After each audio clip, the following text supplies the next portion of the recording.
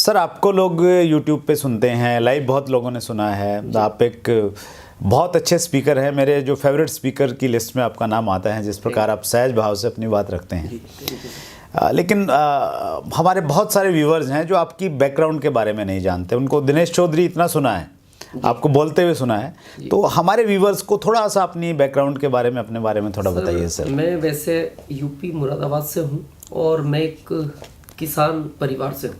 अच्छा सर।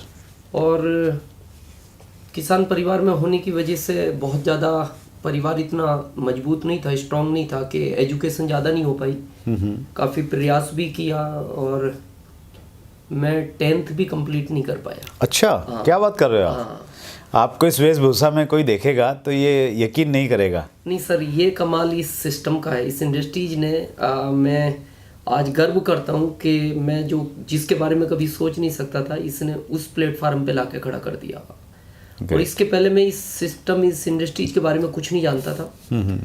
तो मैं पहले बड़ा शरीर से भी वीक था, तो मेरे पिता ने कहा कि भाई खेती करो फिर। तो मेरी माँ ने कहा ये तो वैसे ही खत्म हो जाएगा खेती में, अच्छा, स्ट्रॉन्ग ही नहीं है। हाँ। तो फिर मैं जॉब के लिए एमपी आ गया। अच्छा। तो मैंने पहले प्राइवेट किया, फिर मैं सेमी गवर्नमेंट एमपी कृषि उपज मंडी में 700 रुपये की सैलरी से लगा और 2075 रुपये मेरे को मिलते थे। क्या बात है सर। और 2002 में इस सिस्टम की किसी ने मेरे से बात की कि इस तरह का कोई सिस्टम इस भारत में आया है कि जो बगैर पूंजी के बहुत कुछ दे सकता है। तो शुरू में बिलीव नहीं था, विश्वास हुआ नहीं, तो बहुत ज़्यादा हमने फोकस नहीं किया। अच्छा। और एक्सीडेंटल क्या हुआ कि मैं अपने जॉब के लिए जा रहा था, तो इस कॉन्सेप्ट की कोई किसी से बात कर रहा था कि यार इस तरह के कोई सिस्टम आए हैं भारत में। तो मैंने उसको पूछा यार इसकी पूरी जानकारी कैसे मिल सकती है। अच्छा। तो उसने कहा इसका एक प्रोग्राम है, एक मीटिंग है, इसका एक एजुकेशन सिस्टम है, वहाँ आप चलो, 26 जुलाई 2002 की बात है। तो मैंने उनसे कहा आप आओगे? बोले हाँ मैं भी आऊँगा। लेकिन जब मैं वहाँ पहुँचा तो वो नहीं थे। अच्छा। हाँ। और उस समय शुरुआत थी शायद इंडिया में, तो वहाँ 8 व्यक्ति पहले थे, 9वां में था और 10वां कोई आया नहीं। अच्छा। अच्छा, जिसने बुलाया वो भी नहीं आया। अच्छा। हाँ। और आश्चर्य इस बात का, वो आज तक नहीं आया। क्या बात कर रहे हैं। हाँ। लेकिन जब इस कॉन्सेप्ट को, बहुत सीरियस तो नहीं था लेकिन थोड़ा सा ये लगा कि 2075 है और इससे कभी 500-700 एक्स्ट्रा इनकम आने लगे पर मंथ, तो अपने लिए बहुत बड़ी बात है। और अच्छा। इसी सोच के साथ मैंने इसको स्टार्ट किया। मतलब एक एक्स्ट्रा इनकम का जरिया मिल जाए। हाँ, तो इसमें काम करना चाहिए। 500-700। अच्छा, वो भी बहुत बड़ा टारगेट नहीं था उस समय। ऐसा कुछ ना तो इस इंडस्ट्री के बारे में पता था और ना कभी कुछ समझा था। तो बात तो सुनते थे ऐसा करती है, लेकिन अपने को इतना बिलीव नहीं था कि ऐसा करती है, क्योंकि हमारा शुरुआती सफर था। हाँ हाँ। लेकिन जब हम इससे जुड़े रहे, इसकी थोड़ी एजुकेशन ली, तो पहले तो हम पार्ट टाइम करते रहे शुरू के 3 साल तक। और फिर जब हमें पता लगा कि ये इंडस्ट्री एज ए कैरियर करने की है और फ्यूचर है इसमें, तो फिर हमने जॉब को रिजाइन देके फिर इसमें हम फुल टाइम आ गए। वो कौन सा समय था, वो ऐसी क्या चीज़ थी जब आपने ये डिसाइड किया कि नहीं अभी पार्ट टाइम नहीं करना है, इसको फुल टाइम करना है? सर इसमें 2 चीज़ हैं कि जब आपको इस सिस्टम पे ये पूरा भरोसा हो जाए कि भाई ये सिस्टम ताकतवर है, और सेकंड आपको अपने ऊपर हो जाए कि आपका कोई साथ देना दे और आप करोगे, तो उस समय आप डिसीजन ले सकते हो।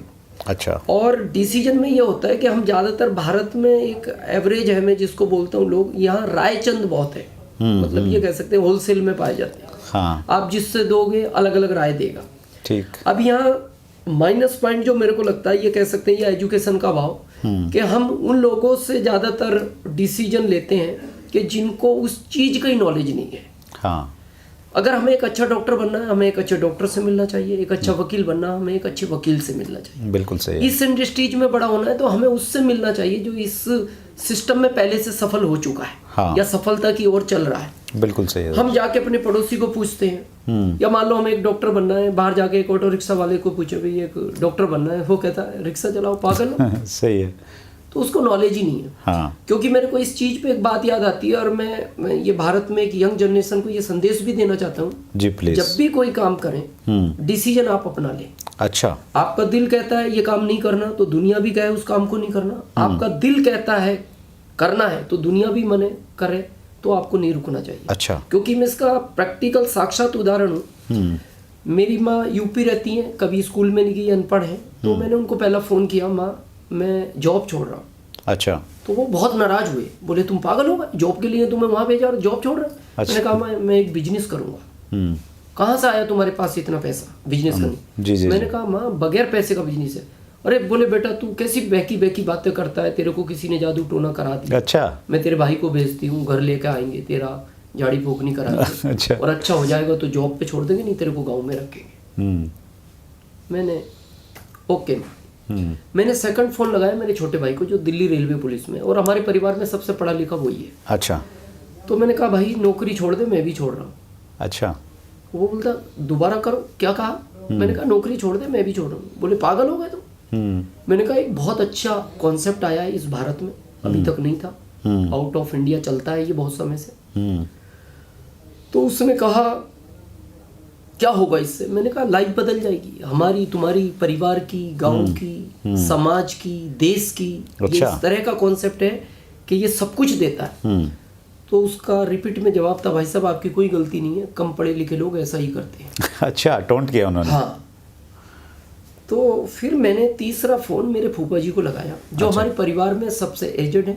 अच्छा। और हम भारत वाले लोग यही करते हैं कि हमें जब कुछ बड़ा काम करना होता है हम उस व्यक्ति से जरूर लेते हैं जो हमारे परिवार में या रिश्तेदारी में सफल है। हाँ बिल्कुल तो सही। वो बहुत सफल हैं क्योंकि उनके 2 बेटे हैं, दोनों अमेरिका, एक इंजीनियर एक डॉक्टर है, और वो कांस्टेबल से लगे और डीआईजी रैंक से रिटायर्ड हुए। अच्छा। तो जब मैंने उनको फोन लगाया तो मेरे को उन्होंने पुलिस स्टाइल में बात की। अच्छा। और वो भी यूपी की। अच्छा, ओके।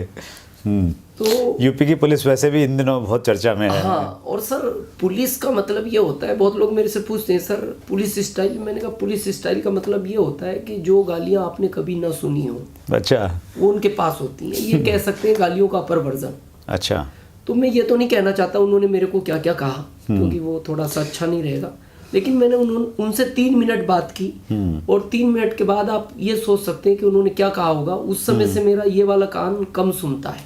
अच्छा। जब अच्छा। उन्होंने फोन पे बात की। अच्छा। और मैंने उस फोन को कट किया। उसके बाद मैं बड़ा नर्वस हो गया। मैंने कहा यार माँ ने मना कर दिया, रियल ब्रदर ने मना कर दिया, फूफा जी जिनको हम सफल मानते थे उन्होंने मना कर दिया। मैंने 5 मिनट के बाद डिसीजन ये लिया कि दिनेश अगर ये इंडस्ट्रीज में नहीं भी जाना तो भी अब डिसीजन मैं लूंगा। हाँ। और जाना है तो भी मैं लूंगा। अच्छा, खुद का डिसीजन होगा। हाँ, अब खुद का ही होगा। और मैं इसीलिए इस इंडिया को, यंग जनरेशन को ये संदेश देना चाहता हूँ कि डिसीजन आप अपना लें। दिल कहता है तो काम करो, दिल नहीं कहता मत करो। और मेरे को गर्व है अपने डिसीजन पर। और ये मैं ईगो में नहीं बोल रहा, सिर्फ गर्व में बोल रहा हूँ कि आज इस दुनिया में मेरे जितने भी रिश्तेदार हैं उन सब में सबसे अमीर आदमी आज मैं हूँ। अच्छा, क्या बात है। ग्रेट। तो वो जो लोग जिन्होंने आपको उस समय बोला था तो उनकी आज क्या फीडबैक है, मतलब वो क्या मानते हैं कि आपने सही डिसीजन लिया करने का? हाँ सर, ये तो मानते हैं, लेकिन अब उनको एक अंदर अंदर ये एहसास भी और एक दुख भी है। हाँ। कि यार हमने इसको तो गलत डिसीजन दिया, लेकिन हमने इस इंडस्ट्रीज के बारे में क्यों नहीं सोचा। और क्योंकि ये कॉन्सेप्ट कहता है कि आप 5 से 7 साल बहुत सीरियस हो गए, फिर आपको इसी तरफ ध्यान देना है, किसी से बात नहीं करनी। राइट। और मेरे को गर्व है उस डिसीजन पे कि तब वो लोग मेरे से मिलना नहीं चाहते थे और आज वो वेटिंग में है कि यार एक बार तो मिलो, कहाँ मिल सकते हैं। अच्छा, नहीं ये बहुत खूब सर। ये इंडस्ट्री मतलब न आपको पैसा देती है, अपितु मैं इसको मानता हूँ कि एक कंप्लीट पैकेज है। Yes, yes. जहाँ पे आपको पैसा भी है, आपको रिकॉग्निशन है, टाइम फ्रीडम है, सिक्योरिटी है, घूमने फिरने के मौके हैं, मतलब जो एक व्यक्ति को चाहिए वो सारी चीज़ें यहाँ पे हैं। बहुत बढ़िया सर, आपने चैट विद सुरेंद्र वत्स के लिए टाइम दिया, हम बहुत आभारी हैं सर आपके। Thank you very much. ये थे श्री दिनेश चौधरी, रतलाम मध्य प्रदेश से, जो बहुत कामयाब शख्सियत हैं। दोस्तों इसी प्रकार से आप अपना प्यार चैट विद सुरेंद्र वत्स को देते रहें। जैसा कि आपको मालूम है कि हम हर मंगलवार रात्रि 8 बजे आपसे रूबरू होते हैं, तो अगले मंगलवार फिर मिलेंगे रात्रि 8 बजे। तब तक के लिए बहुत बहुत धन्यवाद। Thank you.